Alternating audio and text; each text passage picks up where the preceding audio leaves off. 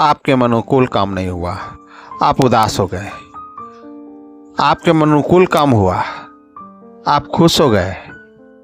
जब आप उदास होते हैं तो आपके चेहरे पर, आपके आवाज़ में, आपके चाल चलन में सब जगह उदासी आ जाती है। जब आप खुश होते हैं तो आपके चेहरे पर, चाल चलन में हर जगह खुशियां भर जाती है।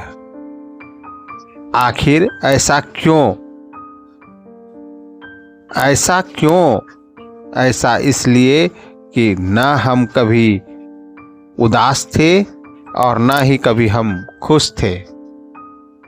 केवल एक जो है सोच हमने और विचार हमने बनाया और उस विचार के अनुसार हम अपने आप को ढालने की कोशिश कर रहे हैं। क्या यह विचार हमारे योग्य है? नियमतः कहा जाता है संसार परिवर्तनशील है, कभी खुशी कभी गम यहाँ पर आते ही रहते हैं। लेकिन सबसे बड़ी बात यह है कि हम इसे किस नज़रिए से देखते हैं। एक गम में भी जो है नज़रिया रखना होता है। अगर आप नज़रिया रखिएगा तो आपको खुशी महसूस होगी। अब आप कहिएगा कि गम में आपको कैसे खुशी नज़र आएगी। मान लिया जाए कि कोई एक्सीडेंट कर गया, हाथ पांव टूट गए, आपने नज़रिया बनाया चलो जान तो बच गई और आप इसके लिए खुश हैं कि चलो इसकी जान बच गई, ये बहुत बड़ी खुशी की बात है। तो आप यहाँ पर उसके लिए खुश हैं। आपने नज़रिया बनाया कि अब ये क्या होगा, अब तो इसका जो है हाथ पैर सब कुछ टूट गया।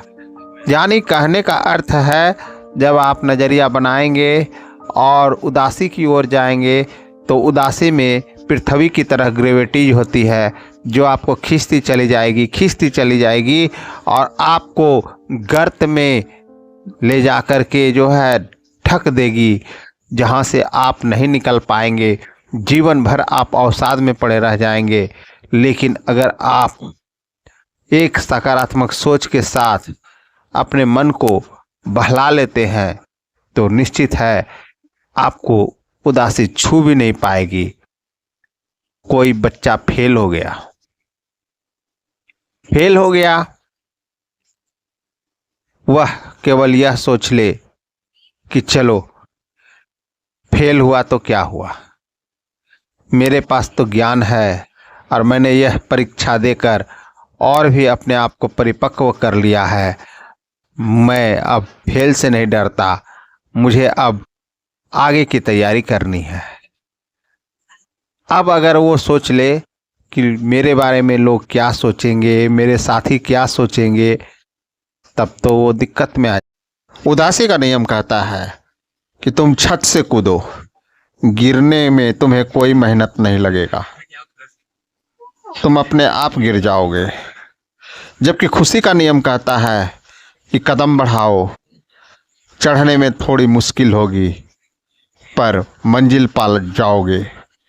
यानी दोनों नियम एक दूसरे के विपरीत हैं।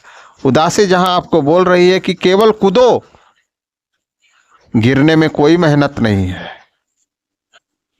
वहीं आपको सफलता कह रही है। यानी खुशी, उदासी का उल्टा खुशी आपको कह रही है कि केवल कदम बढ़ाओ, मैं तुम्हारे पास हूं।